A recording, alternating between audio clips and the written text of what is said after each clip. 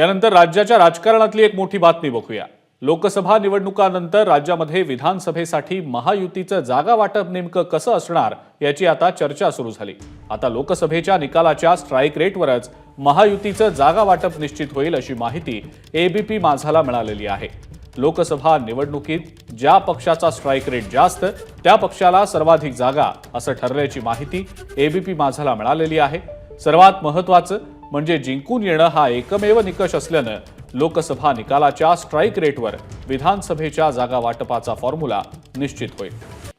सुशांत सावंत आपले प्रतिनिधी आपल्या सोबत आहेत सध्या, त्यांच्याकडनं या संदर्भातली माहिती आपण जाणून घेऊया।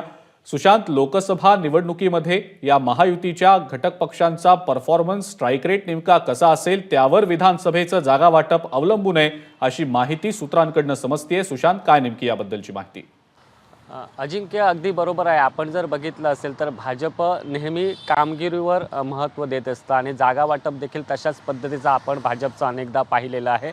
4 जूनला लोकसभेचा निकाल येईल आणि या निकालात कोणत्या पक्षाला किती जागा जिंकता येतील महायुतीमध्ये याचा एक स्ट्राईक रेट जो आहे तो ठरवला जाणार आहे आणि त्यानंतर विधानसभेच्या जागा वाटपाची चर्चा जी आहे ती सुरू होणार आहे। आपण जर अजिंक्य बघितलं असेल तर काल छगन भुजबळ यांनी वक्तव्य केल्यानंतर खऱ्या अर्थानं महायुतीचं विधानसभेचं जागा वाटप कसं असेल अशी चर्चा सुरू झाली होती। कारण आपण जर पाहिलं असेल तर लोकसभेचं जागा वाटप करताना देखील खूप उशीर झाला होता, अनेकदा चर्चा झाली, प्रत्येकाशी देवेंद्र फडणवीस स्वतः बोलत होते आणि त्यानंतर आता विधानसभेचं जागा वाटप कसं असेल, 3 पक्ष आहेत त्यामुळे 3 पक्षांना किती जागा सोडाव्या लागतील याची चर्चा सुरू असताना जी आता आपल्याला माहिती मिळते त्यानुसार स्ट्राईक रेटवरच महायुतीमध्ये जागा वाटप जे आहे ते केलं जाणार। आपण जर बघितलं असेल तर महायुतीत सर्वात मोठा पक्ष भाजप आहे आणि भाजप प्रत्येक निवडणूक ही जिंकण्यासाठी लढत असते आणि त्याचमुळे लोकसभेनंतर विधानसभा भाजपला जिंकायची आहे, महाराष्ट्र विधानसभा, आणि त्याचमुळे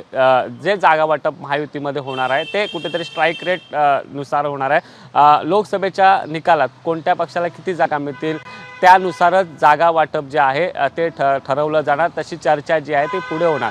त्यामुळे आपण जर पाहिलं असेल तर कितीही चर्चा झाल्या तरी देखील जोपर्यंत लोकसभेचा निकाल येत नाही तोपर्यंत महायुतीच्या विधानसभेच्या जागा वाटपावर कोणतीही चर्चा होणार नाही आणि स्ट्राईक रेटच हा प्रामुख्याने महत्त्वाचा मुद्दा असणार आहे जागा वाटपात। अजिंक्य, त्या तरी दिसतंय। सुशांत, धन्यवाद आपण जी सविस्तर माहिती दिली त्याबद्दल। एबीपी माझा, उघडा डोळे बघा नीट।